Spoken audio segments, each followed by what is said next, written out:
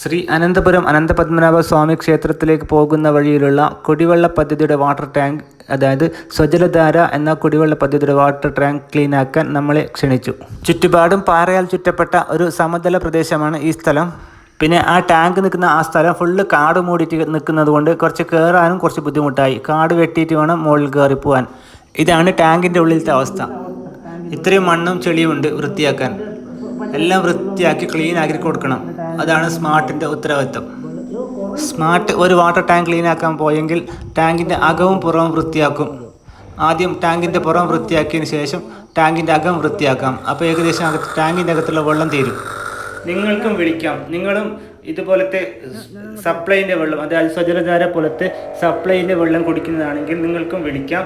നമ്മൾ വന്ന് ക്ലീൻ ചെയ്ത് തരുന്നതായിരിക്കും. അത് എത്ര ഉയരത്തിലാണെങ്കിലും ഏത് സാഹചര്യത്തിലാണെങ്കിലും വൃത്തിയാക്കി തരുന്നതായിരിക്കും. നമ്മൾ ഈ വാട്ടർ ടാങ്ക് ക്ലീൻ ആക്കാൻ പോയ സമയം ഒരു സന്ധ്യാസമയമായതുകൊണ്ട് ഇപ്പോൾ രാത്രി 6-10 ആവുന്ന തന്നെ രാത്രി ആവുന്നത് കൊണ്ട് ടാങ്കിൻ്റെ അകത്തെ വീഡിയോ നമുക്ക് എടുക്കാൻ പറ്റിയില്ല.